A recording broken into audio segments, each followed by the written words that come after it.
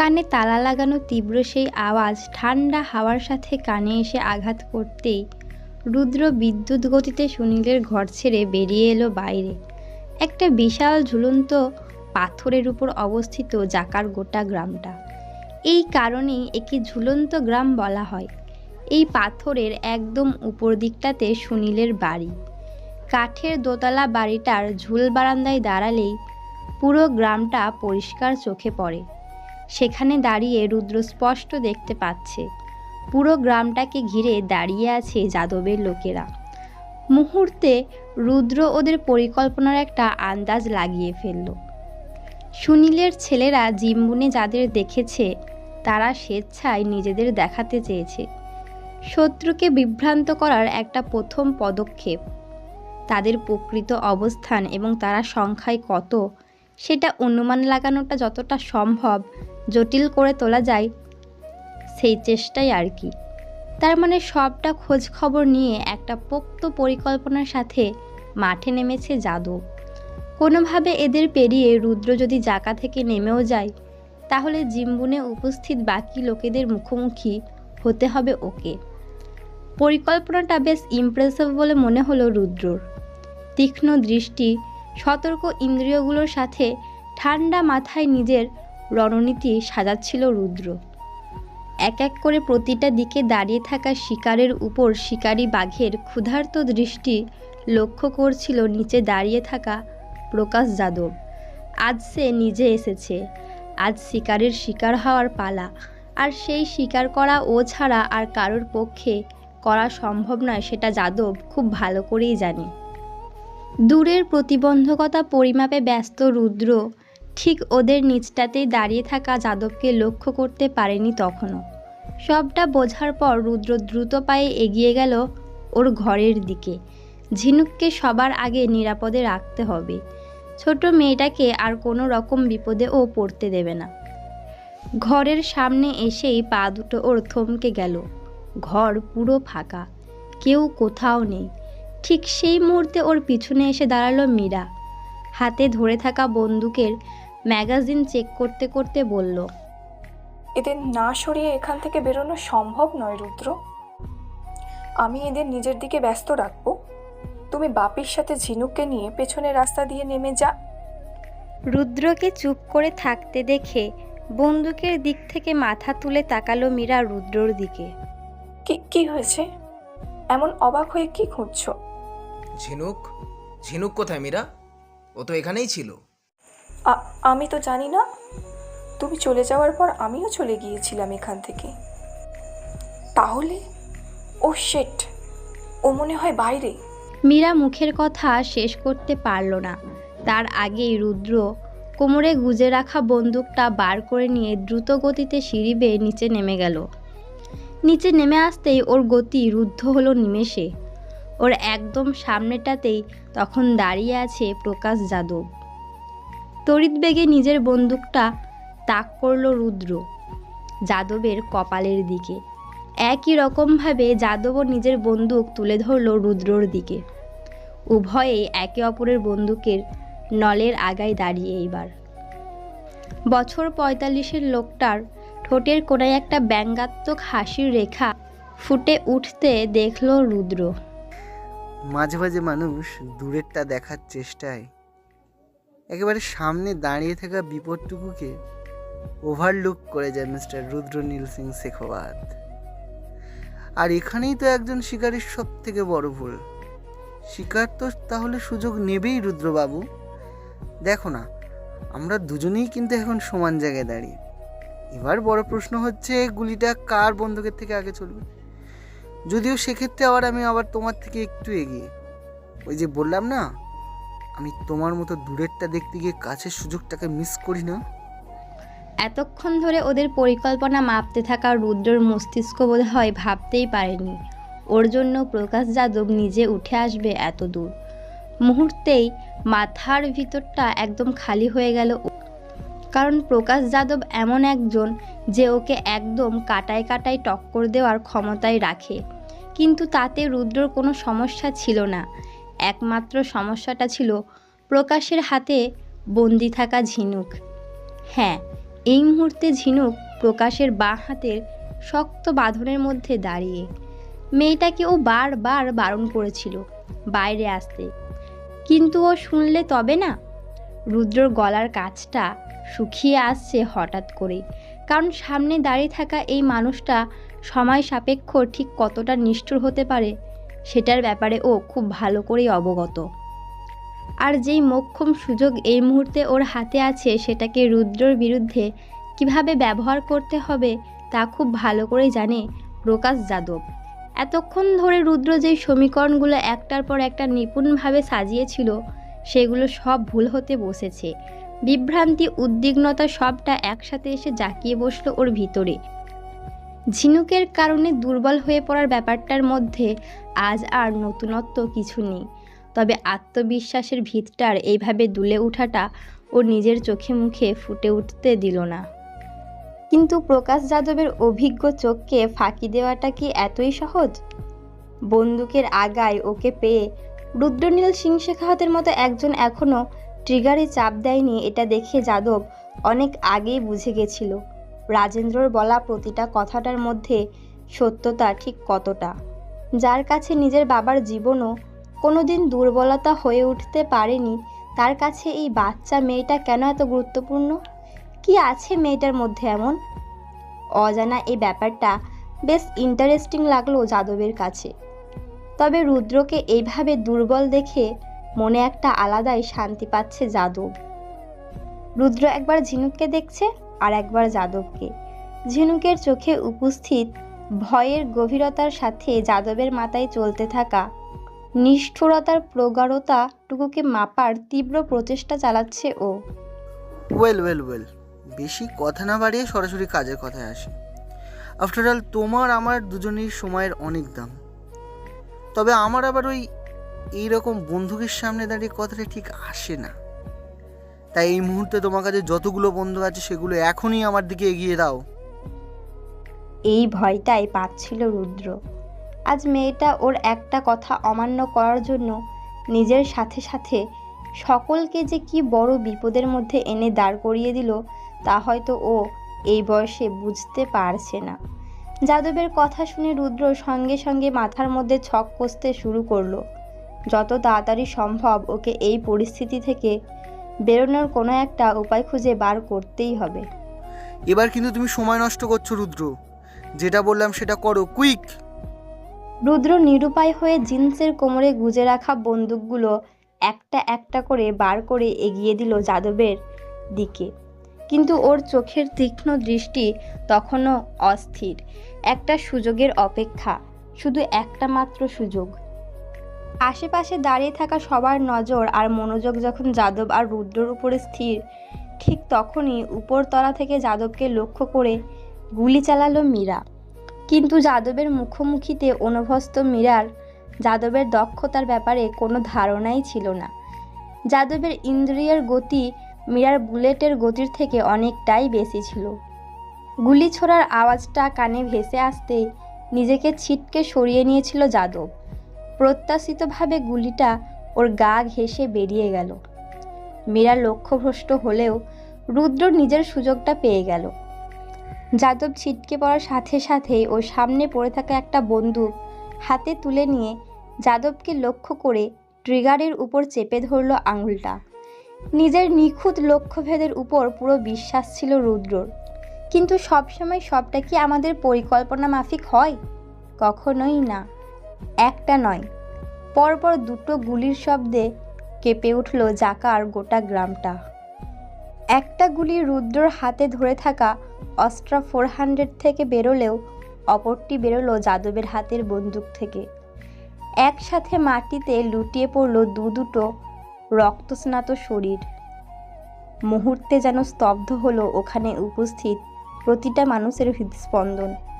বইতে থাকা হাওয়া, দুলতে থাকা গাছের পাতা, পাখির ডাক, প্রজাপতির পাখা, চোখের পলক, স্তব্ধ হলো সময়।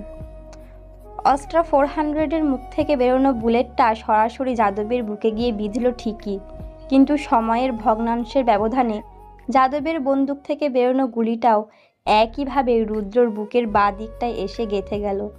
নিমিষে রক্তরঞ্জিত হলো ওর গায়ের সাদা জামাটা। চোখ বন্ধ করার আগে শেষবারের মতো ঝিনুকের নিষ্পাপ মুখটার দিকে তাকালো একবার রুদ্র। ওকে এইভাবে রক্তাক্ত অবস্থায় দেখে মেয়েটার চোখে মুখের রং যে একেবারেই ফ্যাকাশে হয়ে গেছে সেটা বোঝার জন্য মাথায় বেশি জোর দেওয়ার দরকার পড়ে না বোধ হয়। কি ভীষণ অসহায় দেখাচ্ছে ওই মুখটাকে। রুদ্র জানে ওকে এইভাবে দেখে ঝিনুক যে কোনো সময় কাঁদতে শুরু করবে। মেয়েটা একবার কাঁদতে শুরু করলে ওকে যে কেউ থামাতে পারবে না। বুকের কাছটায় হয়ে চলা তীব্র অসহ্য যন্ত্রণাটা উপেক্ষা করে আপাতত এই চিন্তা মাথায় নিয়ে চোখ বন্ধ করল রুদ্র। 17 দিন পর। বাইরে পাহাড়ি রাতের নিস্তব্ধতা বেশি প্রগাঢ় নাকি শেখাওয়াত পরিবারের ডাইনিং রুমের তা বোঝার উপায় নেই। রাজপ্রাসাদের ন্যায় বিশাল বাড়িটাতে জ্বলতে থাকা আলোগুলোতে আজকাল যেন কোনো উজ্জ্বলতা নেই। প্রভাব আত্মাভিমানের ঝলক হ্রাস পেয়েছে ওমবাবুর চেহারায়। ঈশিতার চোখের স্নিগ্ধতা হারিয়ে তার জায়গায় দখল করেছে বুক ফাটা হাহাকারার যন্ত্রণা। বুকের বাঁদিকের যন্ত্রণাটা আজকাল থেকে থেকেই যেন উপহাস করতে চাই ওকে। আগেকার দিনগুলোর মতো রকমারি খাবারে টেবিল আর সুসজ্জিত হয় না। নামমাত্র খাবারে ভর্তি পাত্রগুলো ওইভাবেই পড়ে থাকে অবহেলায়। পিনপতন নীরবতার মাঝে খোলা জানালা হয়ে ঢুকে আসা হাওয়ার গতির তীব্র শব্দ যেন বলে এই নিস্তব্ধতায় তারাও আজ ভীষণ বিরক্ত। রাতের খাবারের প্লেট সামনে নিয়ে কপালে চিন্তার গভীর ভাঁজ এঁকে টেবিলের একদম মাথার চেয়ারে চুপ করে বসে আছেন ওমবাবু। ওনার এক পাশে বসে আছে সুনীল আর মীরা, অন্য পাশে বিশাল নয়না মিশা। ঈশিতা পাশে দাঁড়িয়ে পরিচারকদের খাবার পরিবেশনের নির্দেশ দিচ্ছে, কখনো কান্নায় বুঝে আসা আওয়াজে, আবার কখনো ইশারায়। ওখানে না দাঁড়িয়ে থেকে এখানে এসে বসো, খেয়ে নাও কিছু। কতদিন এইভাবে চলবে? কি করব বলো? ছোট থেকে না হয় ওকে আমার থেকে দূরে সরিয়ে রাখলে, তাই বলে কি মায়ের মমতা কখনো কমে? তোমরা খেয়ে নাও, আমার খিদে পেলে আমি পরে খেয়ে নেব। কাল তো ছোট দাদাবাবুকে ছুটি দিয়ে দেবে রানীমা। এবার অন্তত মুখে কিছু দিন, না হলে যে আপনি অসুস্থ হয়ে পড়বেন এবার। আগে আমার ছেলে আমার কাছে ফিরুক, তারপরেই ওই জিবার গলা থেকে নামবে। আপনারা খেয়ে নিন, আমি বরং উপরে যাই। মালতী, ওদের কি লাগবে না লাগবে একটু দেখে নিও। ঈশিতা উপরে উঠে যেতেই একটা দীর্ঘশ্বাস বেরিয়ে এলো ওমবাবুর ভিতর থেকে। সত্যিই তো, সন্তান হাজার দূরে থাকলেও মায়ের মনের মমতা কি বিন্দুমাত্র কমে? ডাক্তারের সাথে কথা বলা শেষ করে ঘরে প্রবেশ করলো বেদ। ডাইনিং প্লেসের চেয়ারটা টেনে নিয়ে বসতে বসতে ও বলল, ড্যাড, ভাই এখন বিপদমুক্ত। কাল সন্ধ্যার দিকে ছুটি দেবে, কিন্তু সকালের দিক করে আমাকে একবার হাসপাতালে যেতে হবে। ডক্টর বাসু একবার দেখা করতে বলেছেন। সব ঠিক আছে তো? ঠিক না থেকে উপায় আছে? কোন ভাগ্য জোরে বুলেটটা জাস্ট 3 ইঞ্চি সরে গিয়ে লেগেছে সে তো ভগবানই জানেন। না হলে ড্যাডি তো বলল প্রকাশ যাদব কখনোই লক্ষ্যভ্রষ্ট হওয়ার লোক নয়। ওমবাবু সুনীলের হাত দুটো শক্ত করে চেপে ধরলেন। কি বলে যে তোমাকে ধন্যবাদ জানাবো আমার জানা নেই সুনীল। ওই দিন তোমরা না থাকলে যে কি হতো, বিশেষ করে মীরা। তখন মীরা ওই গুলিটা না চালালে হয়তো আজ রুদ্রকে আমি... মীরার মতো মেয়ে পাওয়া সত্যি ভাগ্যের ব্যাপার।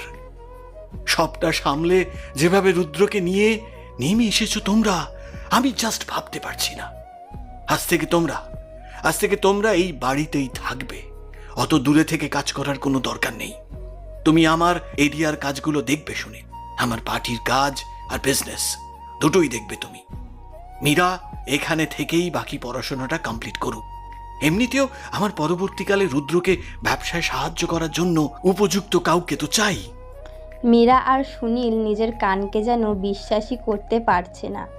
এত বড় একটা দায়িত্ব ওমবাবু ওদের এইভাবেই দিয়ে দেবেন ওরা আশা করেনি।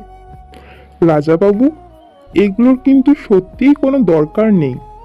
দেখুন, যেটা আমরা করেছি সেটা আমাদের কর্তব্য ছিল। আপনার পরিবার মানেই আমাদের পরিবার, কিন্তু তার জন্য এগুলোর কোনো দরকার নেই। দরকার আছে সুনীল, দরকার আছে। এটা আমার অনুরোধ মনে করো বা আমার আদেশ, তোমাদের এখানেই থাকতে হবে। মীরার মা মারা যাওয়ার পর থেকে ওর বাবাই একা হাতে ওকে মানুষ করেছে। সব দিক থেকে নিপুণ বানানোর চেষ্টায় কোনো খামতি রাখেনি। তার পরিণাম যে আজ এইভাবে পাবে সেটা হয়তো স্বপ্নেও ভাবেনি মীরা। তাছাড়া এই সিদ্ধান্তের জন্য ও রুদ্রর আশেপাশেই থাকতে পারবে সব সময়। তাই মনে মনে ভীষণ খুশি হলো ও। অপরদিকে এই কথা শুনে তেলে বেগুনে জ্বলে যাচ্ছে নয়না আর মিশা। চোখের সামনে থেকে সবটা যে হাতছাড়া হতে বসেছে সেটা ভালোই বুঝতে পারছে নয়না। এতগুলো বছর ধরে বিশাল এই পরিবারের প্রতি অনুগত থেকে নিজের কাজটা সততার সাথে করে যাচ্ছে। ওমবাবু কখনো এত বড় দায়িত্ব বিশালকে দেয়নি। তার উপর ওই মীরা যদি ওমবাবুর চোখের মণি হয়ে ওঠে তাহলে সবটা গন্ডগোল হয়ে যাবে। আর এই সব কিছু হয়েছে ওই ঝিনুকের জন্য। আজ ওর জন্যই রুদ্রর এই অবস্থা। ঝিনুকের জন্য এই কদিন ওমবাবু ঠিক করে কথা পর্যন্ত বলছে না ওদের সাথে। হয়তো পরোক্ষভাবে ওদেরকেই দোষারোপও করছে এই ঘটনার জন্য। সেদিন পই পই করে বলেছিলাম এই মেয়েকে ঘরে না রাখতে। আরে রক্তের দোষ যাবে কোথায়? শুনলো না, আমার কোনো কথা শুনলো না। উপকার তো মানুষ মানুষের করবেই, কিন্তু তার জন্য এত বড় প্রতিদান কে চায়? সারা জীবনের মতো অন্যের রক্তকে নিজের নাম দিয়ে লালন পালন করা। অদ্ভুত মানুষ। আজ সেই প্রতিদানই ওদের সবাইকে রাস্তায় নিয়ে বসাতে চলেছে। সেদিকে খেয়াল আছে? মনে মনেই কথাগুলো ভাবে নয়না। হাতে আসা সোনার ডিম দেওয়া হাঁস হাতছাড়া হয়ে যাওয়ার চিন্তায় মাথা খারাপ হয়ে যাচ্ছে ওর। সুনীল আর মীরাকে যত দেখছে ও ততই মনের মধ্যে একটা তীব্র রাগ জন্মাচ্ছে ওর। ক্রোধের আগুনের এই অনিয়ন্ত্রিত লেলিহান শিখা পারলে এই মুহূর্তেই ঝিনুককে পুড়িয়ে ছাই করে দেয়। দেবপ্রয়াগের এই অঘোষিত রাজবাড়ি তীব্র ব্যথায় জর্জরিত হয়ে যেন এক সাময়িক শ্মশানভূমিতে পরিণত আজ। আর এই নিস্তব্ধতার মাঝে লনের ছোট্ট কটেজটার বিছানায় তপ্ত শরীরে অবহেলিত হয়ে পড়ে আছে ছোট্ট ঝিনুক। জাকা থেকে নেমে আসার পর থেকে ওর জ্বর যেন কিছুতেই ছাড়তে চাইছে না। রুদ্রকে ওইভাবে রক্তাক্ত অবস্থায় দেখে মেয়েটা কেমন যেন একটা ট্রমার মধ্যে চলে গেছে। অত রক্ত একসাথে দেখার অভ্যেসটাও তো ওর নেই। ওর অনভ্যস্ত শিশু মস্তিষ্ক এতটা নৃশংসতাকে ঠিক মেনে নিতে পারেনি। তার উপর ওমবাবুর রুক্ষ ব্যবহারের পাল্টা প্রতিক্রিয়াটা নয়না পুরোপুরি ঝিনুকের উপরেই তুলেছে। দুপুর রাতের খাবার আর সকাল সন্ধ্যার জলখাবারের পরিমাণটা শুধু একবেলার খাবারে গিয়ে ঠেকেছে। হাত পা চালিয়ে যখন মন ভরছে না তখন হাতে লাঠি তুলে নিতেও নয়নার মানসিকতায় বাঁধছে না।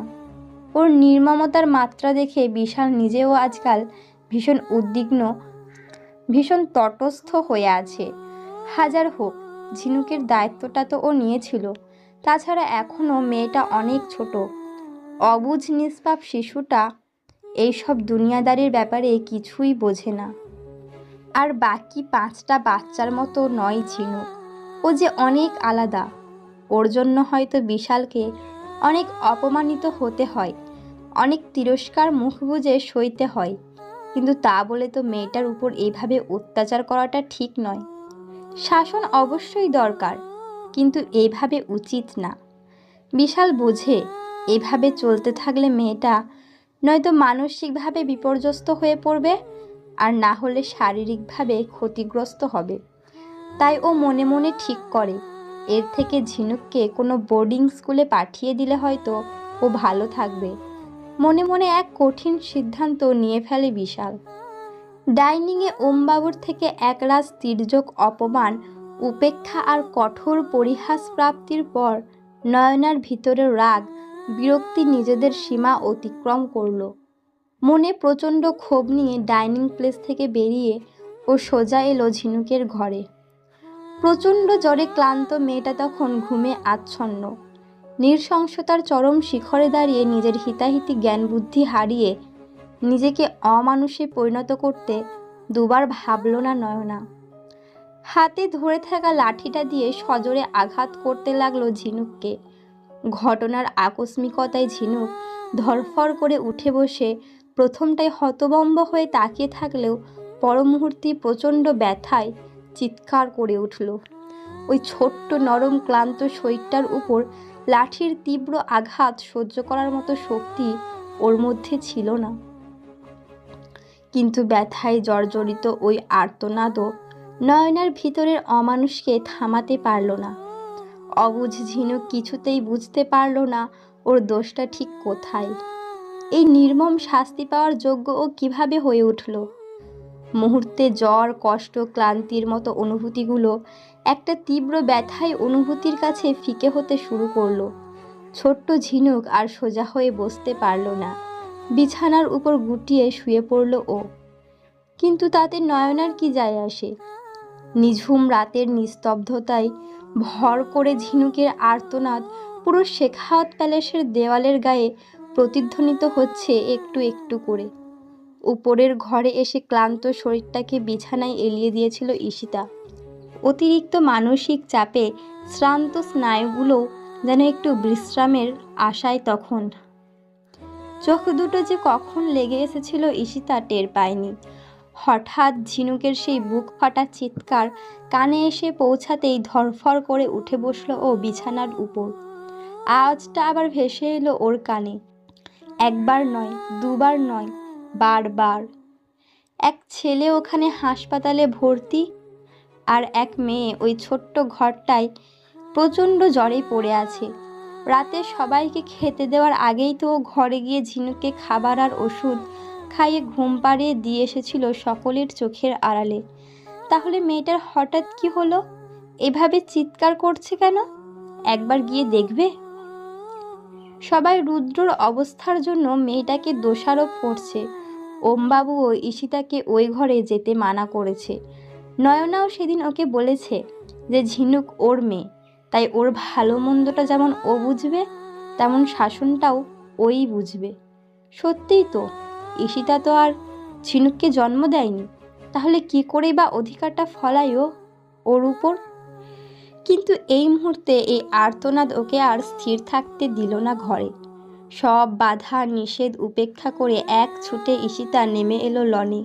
ঈশিতাকে ওইভাবে দৌড়ে নেমে আসতে দেখে হলরুমে মিটিংয়ে ব্যস্ত থাকা ওমবাবু, বিশাল, সুনীল আর মীরা মিটিং স্থগিত রেখে উঠে এলো পিছন পিছন।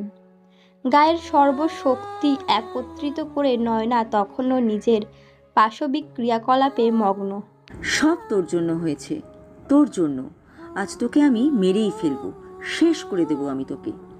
যেদিন থেকে আমাদের জীবনে এসেছিস সেদিন থেকে সবটা জ্বালিয়ে পুড়িয়ে ছাড়খাড় করে দিচ্ছিস। অপয়া, অলক্ষী কোথাকার।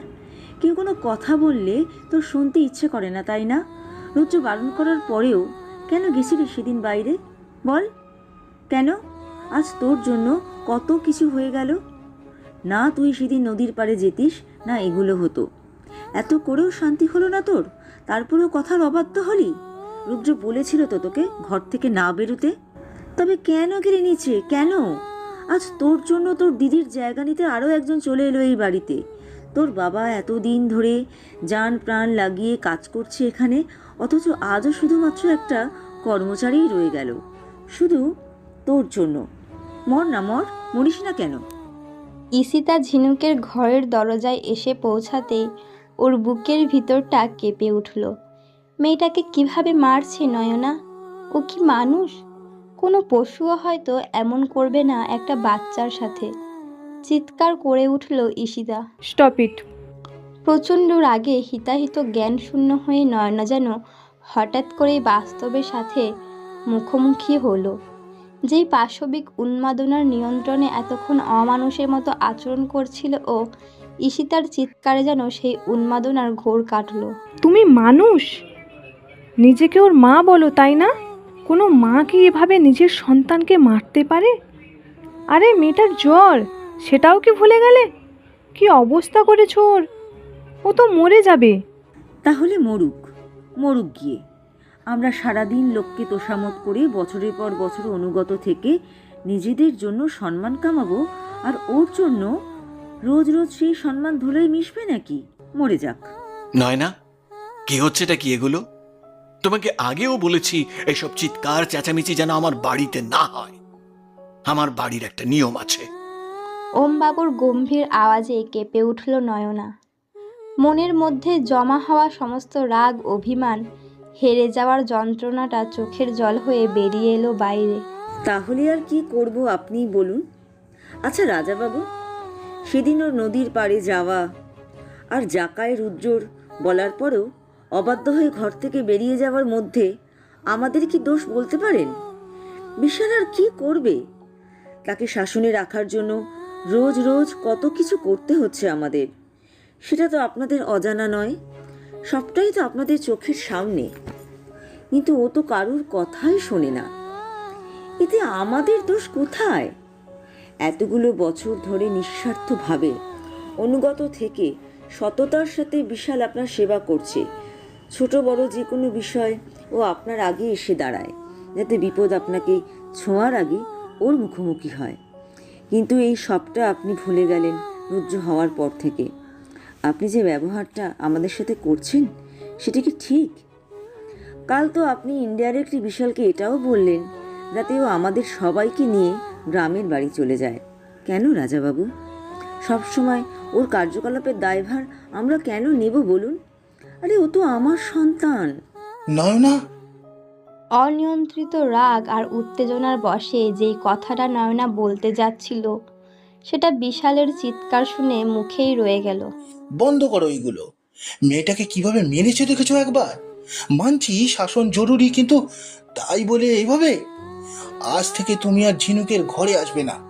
আমি ওকে বোর্ডিংয়ে পাঠিয়ে দেওয়ার ব্যবস্থা করছি। এখানে থাকলে তুমি এমনি ওকে বাঁচতে দেবে না। কথাটা শেষ করেই রেগে ওখান থেকে চলে গেল বিশাল। নয়না, বিশাল ঠিক সিদ্ধান্ত নিয়েছে। ওকে বোর্ডিংয়েই পাঠিয়ে দেওয়াটা ঠিক হবে, না হলে ও মানুষ হবে না। আর ওর মতো অসভ্য অভদ্র জেদি মেয়ে কখনোই তোমাদের জীবনে শান্তি আনবে না, সব সময় ঝামেলা অশান্তি বাড়াবে। বোর্ডিংয়ে গিয়ে যদি নিজেকে শোধরাতে পারে, ন্যূনতম আদব কায়দা ভদ্র আচরণটুকু শিখতে পারে, তাহলে ভালো। না হলে ওই মেয়ের জন্য আমার বাড়ির দরজা চিরকাল বন্ধই থাকবে। চলো ঈশিতা। ওমবাবু ঈশিতাকে সাথে নিয়ে চলে গেলেন ওখান থেকে। ঝিনুক তখনও বিছানার উপর অসহায় হয়ে পড়ে অঝরে কেঁদে চলেছে একভাবে। এইমাত্র পাওয়া শারীরিক আঘাতের যন্ত্রণাটা বেশি, নাকি বোর্ডিং স্কুলে যেতে হবে শুনে মানসিক ভয় পীড়াটা বেশি, সেটা বোঝার মতো ক্ষমতা হয়তো ওই অবুঝ মেয়েটাকে দেয়নি। নিষ্পাপ মন এত কিছুর পরেও যেন এই জায়গা ছেড়ে যেতে চায় না। একাকিত্বকে যে প্রচণ্ড ভয় পায় মেয়েটা। দম বন্ধ করা কান্নার মাঝে অস্ফুট স্বরে মুখ থেকে বেরিয়ে আসে কিছু শব্দ। নীল, প্লিজ তাড়াতাড়ি ঝিনুকের কাছে এসো। পাপা ঝিনুককে বোর্ডিং স্কুলে পাঠিয়ে দিচ্ছে। নীল, ঝিনুক ভয় পায়, বোর্ডিং পচা, বোর্ডিংয়ে ভূত আছে, ঝিনুককে গিলে নেবে। নীল, ঝিনুক বোর্ডিং স্কুলে যেতে চায় না, প্লিজ তাড়াতাড়ি ফিরে এসো ঝিনুকের জন্য। নরম শরীরে কালশিটে পড়ে যাওয়া জায়গাগুলোতে তীব্র জ্বালা আর যন্ত্রণার কারণে সারা রাত দু চোখের পাতা এক করতে পারেনি ঝিনুক। খুব কেঁদেছে ও, কাঁদতে কাঁদতে গলা শুকিয়েছে, কেসেছে, হেঁচকি তুলেছে, তবুও কেউ আসেনি ওকে কোলে নিয়ে ওর কান্না থামাতে। মাঝরাতে পুরো প্যালেস ঘুমিয়ে যাওয়ার পর ঈশিতা লুকিয়ে এসেছিল একবার ওর ঘরে। ওর মাথায় হাত বুলিয়ে আঘাত পাওয়া জায়গাগুলোতে ওষুধ লাগিয়ে দিয়েছে, কিন্তু মনের ভয়, কষ্ট আর যন্ত্রণার উপশম করবে কি করে? ওই সামান্য মলমগুলো হয়তো এই কালশিটে দাগগুলোকে মিলিয়ে দিবে, হয়তো কিছুদিন পর এই ব্যথাগুলোও কমে যাবে। তবে শিশু মনটাই যে ক্ষতের সৃষ্টি হলো আজ, সেটা ঠিক হবে কোনো মলমে? ভোরের কুয়াশায় ভর করে দিনের আলো গড়িয়ে চলেছে এদিক থেকে ওদিক। জঙ্গলের বড় বড় গাছেদের ঘুম ভাঙতে তখনও ঢের বাকি, তাই তারা এখনই ওই কুয়াশার রং মাখতে নারাজ। রাতের আকাশ সামান্য আলোকিত হলেও গাছেদের মাঝের অংশ তখনও অন্ধকারে ঢাকা। আজ ঝিনুকের মনে অন্ধকারের ভয়ের থেকেও বেশি ভয় একাকিত্বের বোর্ডিং স্কুলে যাওয়ার। তাই এরকম একটা সময়ে ঘর থেকে বেরিয়ে এমন নির্জন জঙ্গলে পালিয়ে আসতে খুব বেশি অসুবিধা হলো না ওর। কটেজের পিছন দিকটাতেই ঘন পাইনের জঙ্গল ধরে ও উপরে উঠে এসেছে কিছুটা। ভয় আর সাহস, দুটো বিপরীতমুখী অনুভূতি একই জায়গায়, একই সাথে কিছুতেই প্রভাব বিস্তার করতে পারে না। আর যেখানে সাহসের থেকে ভয়ের মাত্রা বাড়াবাড়ি বেশি, সেখানে তো কোনোভাবেই নয়। যেই ক্ষণিকের সাহস ভর করে ঝিনুক ঘর থেকে বেরিয়ে এসেছিল, সেটা উবে যেতে খুব বেশি সময় নিল না। পিছনে ঘুরতেই গাছের ফাঁক দিয়ে লাল হলুদ রং করা ওর কটেজটা দেখতে পেল ঝিনুক। ওখানেই দু পা বুকের কাছে ভাঁজ করে বসে তাতে মুখ গুজে আবার কান্না শুরু করলো ঝিনুক। রাতে ওর ইসিমা ওকে অনেক বুঝিয়েছে দুষ্টুমি না করে ভালো মেয়ে হয়ে থাকতে। বোর্ডিং স্কুল ওর জন্য ভালো জায়গা, ওখানে কোনো ভূত নেই। কিন্তু অভূত শিশু মন কিছুতেই বুঝতে চায় না। বোঝা তো দূরে থাক, উল্টেও ইসিমাকে বুঝিয়ে দিয়েছে যে ও ভালো মেয়ে হয়ে থাকবে, সবার কথা শুনবে, ঘর থেকে কোথাও বেরোবে না, দুষ্টুমি একদম করবে না। কিন্তু ও বোর্ডিং স্কুল যাবে না। অনেক বুঝিয়েও কোনো লাভ হয়নি দেখে ঈশিতা ওর মাথায় হাত বুলিয়ে দিয়ে চলে গেছিল ওর ঘর থেকে। তাই দিনের আলো ফুটতেই ঝিনুক বেরিয়ে এসেছে ওর কটেজের থেকে। ও ভেবেছে যদি ওকে কেউ ঘরের মধ্যে খুঁজেই না পায়, তাহলে বোর্ডিংয়ে পাঠাতে পারবে না। কিন্তু ওর সব ভাবনায় জল ঢেলে দিয়ে কিছুক্ষণ পরে ওর সামনে হাজির হলো নয়না। কাল এত মারির পরেও তোর শিক্ষা হয়নি না? সেই ঘর থেকে বেরিয়ে এরকম জঙ্গলে এসে বসে আছিস। তাহলে এবার ভেবে দেখ, তোকে বোর্ডিংয়ে পাঠানোর কথা কেন বলা হচ্ছে। মুখের কথা শেষ করেই ঝিনুকের কুনুইটা শক্ত হাতে ধরে ওকে হিড় হিড় করে টানতে টানতে নিচে নামিয়ে নিয়ে এলো নয়না। ঝিনুক বুঝলো ঘর থেকে বেরিয়ে ও আবার আগের মতোই ভুল করে ফেলেছে। দু হাতে শক্ত করে জড়িয়ে ধরলো ওর নয়নার কোমর। মাম্মা আর হবে না, ঝিনুক সত্যি বলছে, আর দুষ্টু করবে না। মাম্মার সব কথা শুনে চলবে ঝিনুক, ঘর থেকে একদম বেরোবে না, একদম বেশি কথাও বলবে না। ঝিনুক একা থাকতে খুব ভয় পায় মাম্মা, ঝিনুক একা একা খেতে পারে না, টয়লেটে একা একা গেলে অন্ধকার থেকে ভূত বেরিয়ে আসে। ঝিনুক বোর্ডিং স্কুলে যাবে না প্লিজ মাম্মা। চোখ থেকে গড়িয়ে আসা উষ্ণ নোনা জলের ধারা তখনও অব্যাহত। কাঁদতে কাঁদতে হেঁচকি উঠে আসছে মেয়েটার, কিন্তু নয়নার মনের কঠিন প্রাচীরকে ভাঙতে অক্ষম সেই নোনা জলের উষ্ণতা। শক্ত হাতে ঝিনুকের কাঁধ দুটো ধরে নিজের থেকে ছাড়িয়ে নিয়ে খুব জোরে ওকে ঝাঁকিয়ে দিল নয়না। আর কোনো বাহানাবাজি নয়, বোর্ডিংয়ে তোমাকে যেতেই হবে। চুপচাপ রেডি হয়ে নাও, পাপা তোমাকে নিয়ে এক্ষুনি বেরোবে।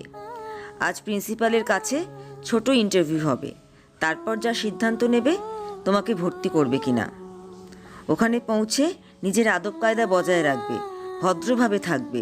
কোনো রকম দুষ্টুমি করেছো তো বাড়ি ফেরার পর তোমার পা দুটোকে আমি ভেঙে রেখে দেবো। ঝিনুক অসহায় দৃষ্টিতে তাকালো নয়নার দিকে। দু হাত দিয়ে আবার নয়নাকে জড়িয়ে ধরার চেষ্টা করলো, কিন্তু তার আগেই নয়না ওর দুটো হাত ঝাড়া দিয়ে সরিয়ে দিল নিজের থেকে। মাম্মা প্লিজ মাম্মা। ঝিনুকের অসহায় আরতি যেন নয়নার কান পর্যন্ত পৌঁছালো না। হৃদয় পর্যন্ত পৌঁছানো তো অনেক দূরের কথা। হঠাৎ করেই ঝিনুকের আওয়াজ, ওর করুণ কান্নাগুলো যেন আজ শব্দহীন হয়ে উঠেছে। কেউ যেন শুনেও শুনতে পাচ্ছে না, বুঝেও বুঝতে চাইছে না। আজ হঠাৎ করেই যেন ঝিনুকের জীবনের রাস্তাটা বাকিদের জীবনের রাস্তা থেকে বিচ্ছিন্ন হয়ে গেছে। এই রাস্তায় নেই কোনো কোলাহল, নেই কোনো আলো, রয়েছে শুধু এক রাস নিস্তব্ধতা, শূন্যতা আর অন্ধকার। নয়না মুখ ঘুরিয়ে ওখান থেকে চলে যেতে গেলেই মুখোমুখি পড়ে গেল বিশালের। ওকে রেডি করে দাও, আমি কিছুক্ষণের মধ্যেই বেরোবো ওকে নিয়ে। আজ ওখান থেকে ফেরার পর হয়তো হাতে আর 2 দিন সময় থাকবে, তারপর ওকে যেতে হবে। তার আগে ওর জামা কাপড়গুলো গুছিয়ে দিও। সন্ধ্যায় রুদ্র ফিরবে, আমাকে তার আগেই ফিরতে হবে, তাই দেরি করো না। বেরোতে দেরি হলে ফিরতেও দেরি হবে। ঝিনুক মাথা নিচু করে চুপচাপ দাঁড়িয়ে রইল ওখানেই। এতগুলো কথার মধ্যে শুধু একটা কথাই ওর কানে ঢুকেছে, সন্ধ্যায় রুদ্র ফিরবে। ও জানতো আর কেউ ওর কথা শুনুক না শুনুক, রুদ্র নিশ্চয়ই শুনবে। রুদ্র সবাইকে নিশ্চয়ই বলবে ওকে বোর্ডিং স্কুলে না পাঠাতে। কিন্তু নিষ্পাপ মন কি আর জানে, আবেগ অনুভূতি মিশ্রিত প্রত্যাশাগুলো বাস্তবের মাটিতে দাঁড়িয়ে শুধু হৃদয় ভাঙার কষ্টটাই বয়ে নিয়ে আসে। এই ভারী শক্ত শব্দগুলোর মানে ছোট্ট ঝিনুক না বুঝলেও আশাহত হওয়ার অসহায়তাটুকুকে খুব ভালো করেই বুঝতে পারলো আজ। পাপার সাথে বোর্ডিং স্কুলের প্রিন্সিপালের সাথে দেখা করতে গেলেও মনটা ওর পড়েছিল কখন দিনের আলো সরে অন্ধকার হবে তার দিকে। যেই মেয়েটা অন্ধকারকে এতটা ভয় করে, সেই মেয়েটাই যখন অন্ধকারের অপেক্ষায় দিনের প্রতিটা মুহূর্ত গুনে চলেছে, তখন হয়তো সত্যিই বোঝা যায় তার ওই সামান্য আবদারটা বাকি সবার কাছে ভিত্তিহীন মনে হলেও তার কাছে সেটা খানিকটা স্বপ্ন ভাঙা গড়া প্রশ্নের মতো। প্রিন্সিপালের কাছে থেকে ফিরতে একটু দেরি হয়ে গেল বিশালের। যদিও ও ওর কাজটা সকালে করে রেখে তবেই বেরিয়েছিল বাড়ি থেকে, তাই তেমন অসুবিধা হওয়ার কথাও নয়। বাড়ির সামনে পৌঁছাতেই ঝিনুক দেখল রুদ্র গাড়ি থেকে নামছে। বাবার হাত থেকে মুহূর্তে নিজেকে ছাড়িয়ে নিয়ে ও দৌড়ে গিয়ে রুদ্রর কোমর জড়িয়ে ধরল শক্ত করে। ভেতরে যেই ভয়টা এতক্ষণ চেপে রেখেছিল সেটা দলা পাকিয়ে উঠে এলো গলার কাছটায়। কেঁপে যাওয়া কণ্ঠে আবার সেই আবদারের সুর শোনা গেল কিছুটা। নীল নীল, ঝিনুক মিস ইউ। নীলের সেরে গেছে নীল? নীল এখন কেমন আছে?